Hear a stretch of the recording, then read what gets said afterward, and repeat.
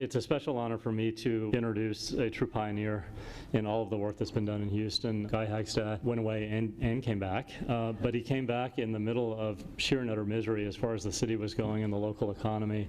And through all of that, he never stopped. I think the first mention I knew of your name was the creation of Sesquicentennial Park, which was opened in 1986, which, if you know that history, was not a pretty one for our city. So welcome, Guy. Thank you, Chris. Thank you for being here.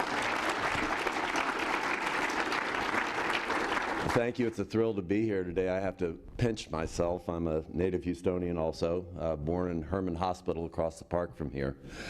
And to see the kind of local and out-of-town talent here in Houston doing these amazing projects is nothing short of a miracle. So truly, truly appreciate the Cultural Landscape Foundation bringing this conference together, and for all the designers who've been working so hard on projects throughout the city.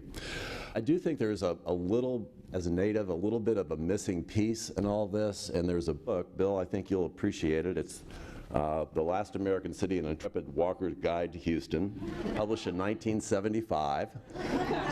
So you can imagine what it was really intrepid. And Douglas Milburn was an amazing journalist here in Houston back in the 20th century.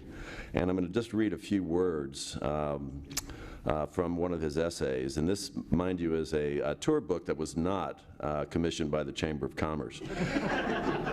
The builders come, the builders go, leaving behind the often shoddy artifacts of sycophantic architects and planners. But the green grows and grows with no attention from us. Plant growth never stops in Houston. It only slows a bit during the winter, waiting to surge ahead in the 9-month growing season. We may forget that Houston is about as close to the tropics as you can get without being in the tropics. Plants do not forget.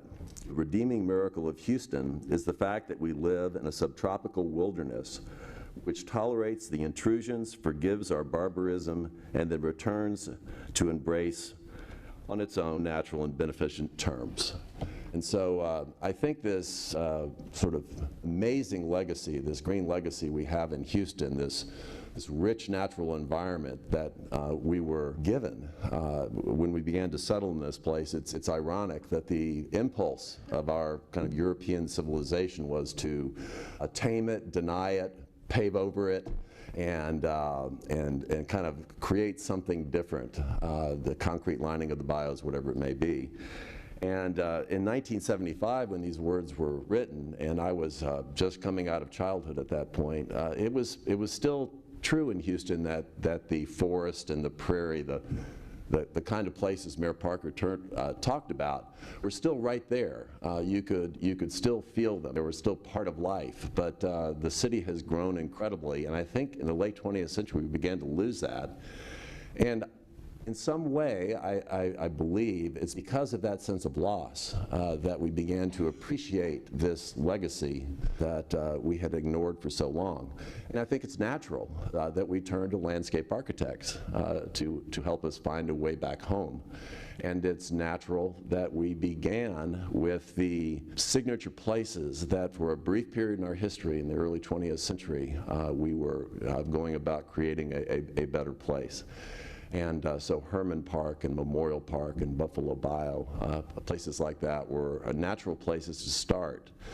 And the projects that we have underway now, the landscapes that are being created are all incredibly inspirational. But for me as a Houstonian, it makes me realize that work has only begun because, as Charles mentioned at the beginning of this conference, 3/4 of Houston has been built since World War II. And the Comey plan only extends to the edge of pre-World War II Houston. And post-World War II Houston out there has very few parks. And we have millions of people living in what we're now calling park deserts.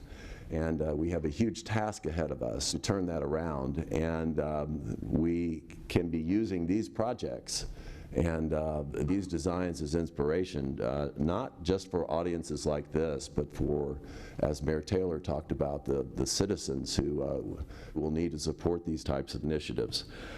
So that's where I see the work ahead being, is in this vast suburban area of Houston. It's not only design, it's land acquisition, it's management and funds for Joe Turner's Parks Department. It is continuing with a public-private partnership and the incredible philanthropy we have in Houston, but recognizing, as Mary Margaret said earlier, that there are limits to that model.